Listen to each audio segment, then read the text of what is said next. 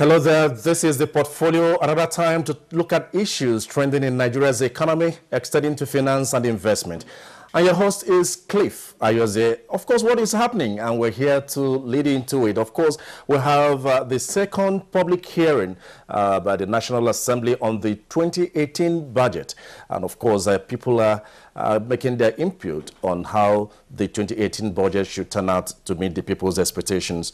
And of course, we also have the Central Bank of Nigeria pumping in $18.1 billion into Forex, the foreign exchange market, in the last 13 months. And that, of course, has helped to stabilize our exchange rate to a large extent. And we also talked about the foreign reserves gaining momentum over these few months, hitting 40-something billion dollars. Is not an easy task, but with this present administration is managing things well to make sure that we save for a rainy day. And there is a report from the World Bank which says that Nigeria records $1.4 billion power tariff deficit in 2 years. And this is not a good news. And I'm sure the authorities will be doing the right thing to ensure that we're able to address that. And on the other hand, as it relates to recovered funds, the Ministry of Finance, led by the Minister of Finance, Kemi Adeosun, is liaising with the Economic and Financial Crimes Commission, EFCC, to harmonize the data on recovered funds over this period. And a lot is happening on the international scene. We see the US-China trade war possibility with the policies of President Donald Trump, telling on other economies. And the European Union are also preparing grounds to ensure that they're able to take in the impact of that 25% tariff on steel importation to the United States. And the business between the US and China hit annually 60 billion. Is not something that you just wave aside with a wave of hand. So a lot is happening, a lot of realignment here and there. But our main focus today on the portfolio will center on states and internally generated revenue. And we'll have a very experienced and former Deputy Governor of Abuja State, Dr. Chris Akomas, as our guest. So you stay with us on that very bit. But for other developments in Nigeria's economy, we have the portfolio news, where Comfort Amodu will be leading us through with developments in the capital market under the ambit of Joy Ozo. Stay with us on the portfolio.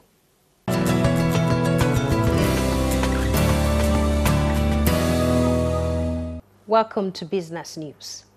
The Central Bank of Nigeria and Nigeria Interbank Settlement System have introduced a regulatory sandbox to facilitate innovation. The innovation-tagged Financial Industry Sandbox will be managed by the newly established Financial Service Innovators Association under the supervision of the Nigerian Interbank Settlement System and CBN. The Deputy Director, Banking and Payment System Department, CBN, Musa Jimoh, who underscored the benefits of the launch of the regulatory sandbox, said it will empower fintechs and other financial technology companies to innovate digital products that would enhance the achievement of financial inclusion in Nigeria. Mr. Jimoh noted that the initiative is in recognition of the vital role fintechs play in the financial industry and the need for the regulatory support to enable them achieve their goals in the country. He added that CBN is developing a regulatory framework for fintechs in partnership with the Bill and Melinda Gates Foundation. Meanwhile, the National Association of Securities Dealers and Over-the-Counter Markets has affirmed its commitment to promote and support budding enterprises and other businesses to provide access to the required capital of new businesses. Managing Director, NASD, Bola Ajimole, who said the outfit is poised to expand its horizon, said its vision of introducing small businesses to alternative finance in the capital market aligns with the Nigerian Investment Promotion Commission drive to provide investment opportunities for enterprises seeking equity injection from investors. Moving on, the Minister of Finance, Kemi Adeosun, has clarified some media reports making the rounds on some social and conventional media, misrepresenting her letter to the acting chairman of the Economic and Financial Crimes Commission, EFCC, Mr. Ibrahim Magu, on cash recovery by the federal government. The minister, in a statement signed by her special advisor on media and publicity, Oluyinka Akitunde, explained that the letter issued on the 9th of February 2018 was aimed at improving controls over the recovered funds. She said, contrary to what was alleged on some media reports, the letter is to reconcile and harmonize the figures on government-recovered funds, noting that EFCC subsequently provided the requested information and reconciliation is ongoing. And as the Senate confirms the nominees of President Muhammadu Buhari to fill the post of Deputy Governors of the Central Bank of Nigeria in order to make up quorum in the Monetary Policy Committee, experts and other Nigerians believe the task is huge following domestic and external developments. I am sure all the players in the financial and monetary economic policies, in the economic activities of the country are watching and waiting for that rate to be fixed, the real rate that will be fixed by the MPC.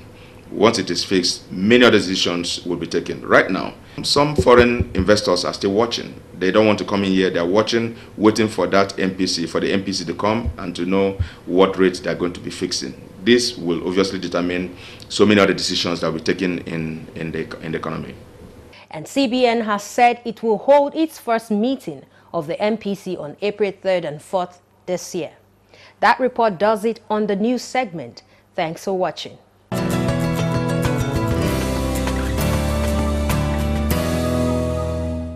What is your picture of internally generated revenue and stays in Nigeria? Join us in a moment. We'll have an experienced hand to tell you.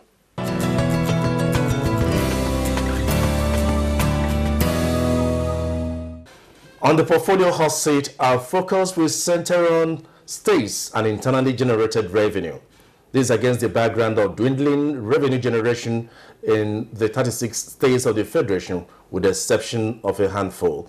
And of course, I have somebody that is experienced who has presided or played a very practical role in that direction in a particular state as the former Deputy Governor of Abia State, Dr. Chris Akomas. It's my pleasure to have you join us. Thank you for having me. We're talking about internally generated revenue and how it plays out in different states, essentially at a time when government needs a lot of revenue to drive infrastructure development and also implement certain policies and programs. What is your picture or assessment of what obtains in Nigeria? Thank you very much. It is a challenging situation, challenging in the sense that most of the states believe because every month there is an allocation from the federation account. What should be done is to, fit in within that envelope.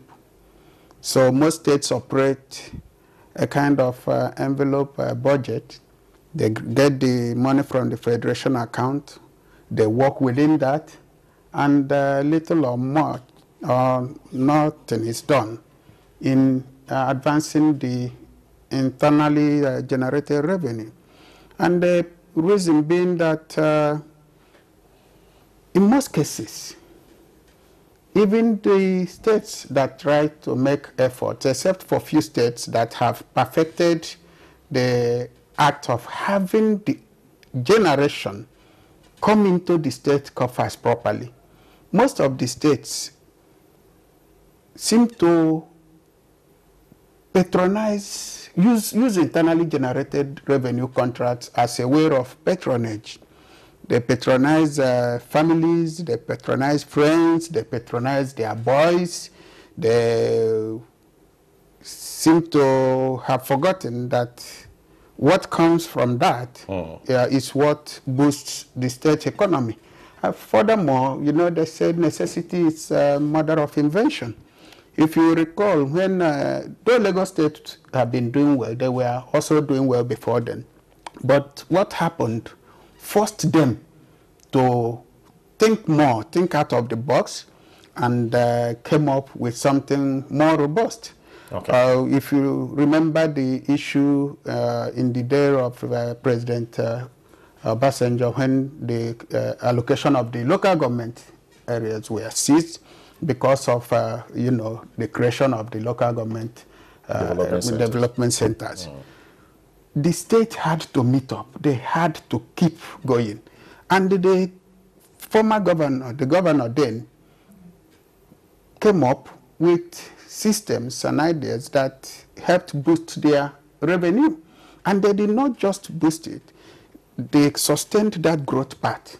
After him, the next, and now the man that is there. And you can see how that has happened. Be that as it may, Lagos, Rivers, and few other places are opportune, and they are special cases because there are investments that came as our collective commonwealth. But they could have also looked the other way and not think of how to maximize that opportunity, and they would have lost it. So in a number of states, you discover that they are not doing much. But look at Edo State. Not much of our commonwealth is there. But they've also perfected the act of, warehousing the internally generated revenue properly. And there is an advancement. Same thing with Anambra State and few other states. So I believe that it's something that has to be taken care of properly. Okay. Like I've always said, I don't believe that any state is unviable. It's the people and the way things are done that makes the state appear to be unviable. Until recently, the revenue, internally generated revenue in Anambra State used to be quite low until somebody came and changed it. Because he had the pedigree, he had the wherewithal, to turn that around. Same as Lagos State. Abia State has the same commercial viability as Anambra, but it has not ranked high, in terms of internally generated revenue. You operated there as a deputy governor way back. Why is it that way? Why is it playing out in most of these states? You've talked about appointing cronies, not appointing the right people and all that. We have the House of Assembly. What role do they play? What is the checks and balances to ensure that government funds get to the right till? Thank you very much. I want to say that the revenue, internally generated revenue in states can only grow when those in charge of the state decide to first get that collective will and the interest of the people protected. Secondly, in Abia State, when we were there, well, it wasn't what it should be. It started growing. But you also know that when you talk of internally generated revenue, a lot has to do with infrastructure, like I told you. Yeah. I remember attending a meeting, actually it was a NEC meeting in Abuja here. I represented my state. And one of my friends, a governor from the Southwest, came to me. We were talking about how to grow the economy, talking about human capital development and all that. And I was telling him about my ideas on how I think we should try to drive things. And he said, please, Your Excellency, can you just give me an area? Just an area market. And he saw me a few months back and reminded me. He said, is there still a way I can get that area to my state?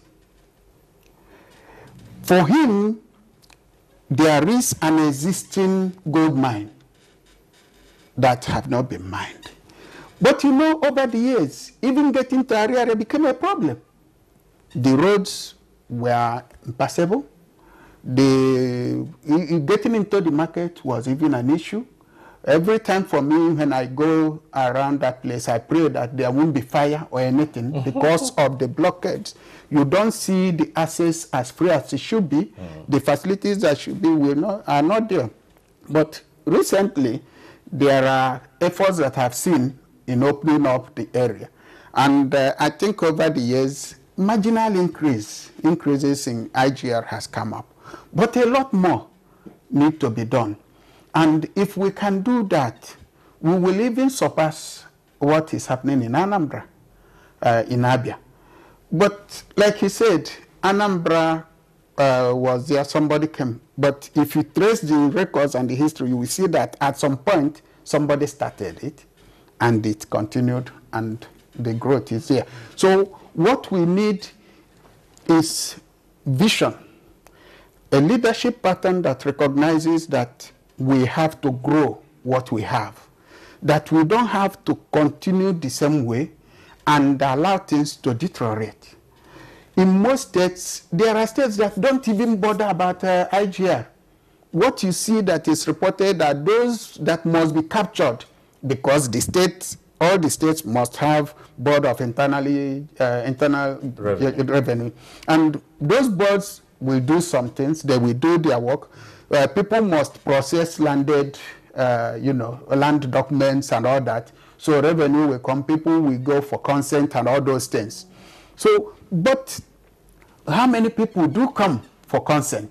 Because it's when you create the environment for business to thrive better and effectively that you grow all these things. Your Excellency, let's look at it this way. I don't know how much cooperation, states enjoy amongst itself.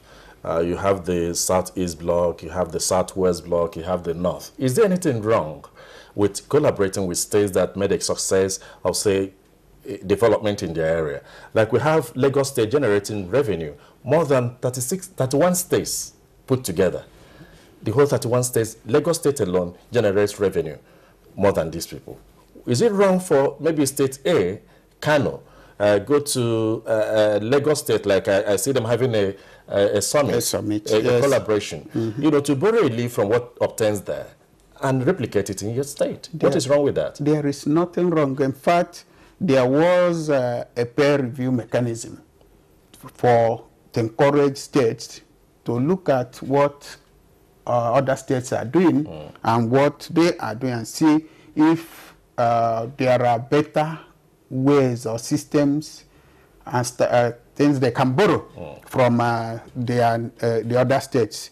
And that was derived from the African peer review mechanism. Which was this. So that is still there. That's what I'm talking about, leadership pattern. When the drive and the interest is to make what should be, and not just to be at that point, but to be sustained and advanced upon, you will look out for it. There are states that have gone to other states to say, hey, who did this for you?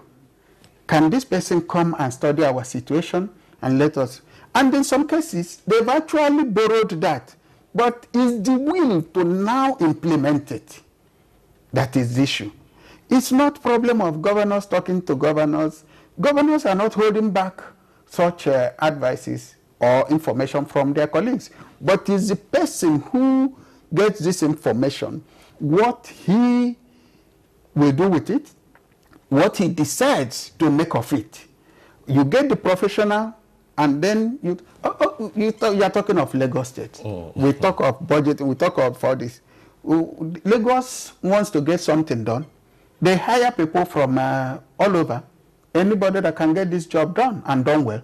They monitor and make sure that there is appropriate delivery. So they go beyond your state of origin or residence. Yes, and that is how it should be. Okay. Getting the right professionals to get jobs done. And not just getting the job done, you make sure that there are checks and balances, that you follow up, because people could still do the right thing, generate this fund, and it will not get into the state coffers. Okay. The statistics I quoted earlier put it this way, that the more viable states relate to Lagos, Ogun, Rivers, Edo, Kwara, Delta, Anambra states. What should we do differently, these other states now, moving forward, to ensure that they enhance their internally generated revenue? Yes. What? If you are to give a roadmap, what should they do? Because we have opportunities that are bound, except that people have not, really escalated that in the area of agriculture and its value chain. Talking about markets, those are some of the innovations. Yes, right? yes. That's what I was saying, and why I said everywhere that is inhabited by people, as long as people live and survive there, is viable. Okay. What we need is knowledge. Now, in each state of the Federation, there are strengths and opportunities they have which others may not have. It's sitting down, crafting a well-planned script of how to harness that opportunity and turn it into what makes money is ideas. It's not your strength. If you have the idea, you put it to work, you make the money. And that is what we should do in state administration. The way we apply and put in our ideas in private business to make money, let us look at those opportunities which exist within us, which gives us strength and make us who we are, and use it to harness and improve our internally generated revenue. There are so many of that. Dr. Chris Akomas, former Deputy Governor of Abia State, would like to say special thanks to you for finding time to be part of this program. Thank you very much. Our discussion focused on states and internally generated revenue, and I hope you have one or two takeaways that will assist you in generating more revenue in your respective states. This is the portfolio. We'll continue on the next bit as we look at developments in Nigeria's capital markets.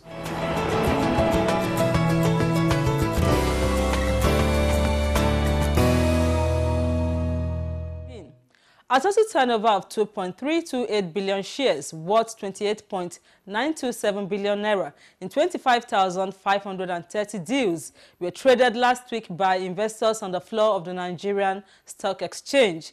The NSE All-Share Index and market capitalization depreciated by 1.11% and 0.14% to close the week at 41,472.10 and 14.982 trillion naira. Similarly, all other indices finished lower during the week, with the exception of the NSE CG, NSE Banking and NSE Pension indices that appreciated by 1.07%, 3.31% and 1.67% respectively.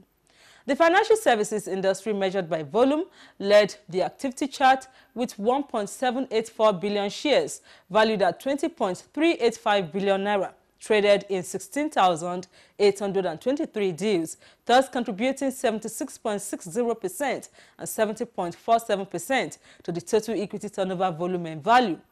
The consumer goods industry followed with 171.111 million shares, worth 5.404 billion naira, in 4,055 deals. The third place was occupied by the oil and gas industry with a turnover of 124.065 million shares, worth 296.727 million naira in 1,607 deals. Trading in the top three equities, namely Zenith International Bank PLC, Access Bank PLC, and Fidelity Bank PLC, accounted for 664.391 million shares, worth 10.659 billion naira. In 6,429 deals, contributing 28.54% and 36.85% to the total equity turnover volume and value.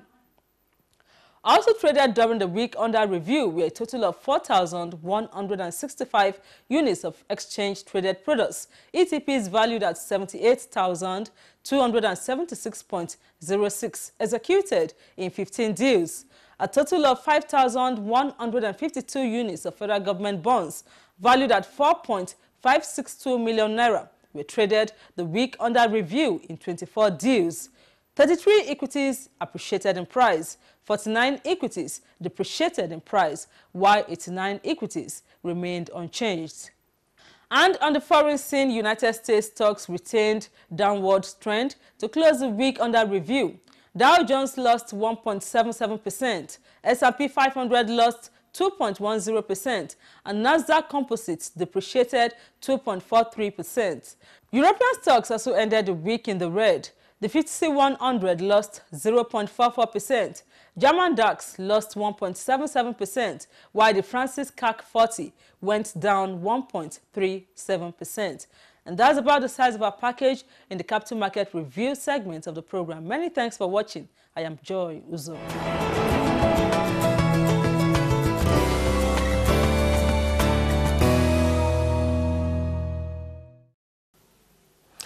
We wish we could continue, but that's the much time could permit us at this time as we looked at states and internally generated revenue and other developments in Nigeria's economy. Do join us again at this time at this station for more on developments in Nigeria's economy. But if you have any information or inquiries, don't fail to utilize the information on your screen, and we'll be very glad to relate with you. I am Cliff Ayoze, and encourage you to always stay tuned on this channel for developments in Nigeria's economy.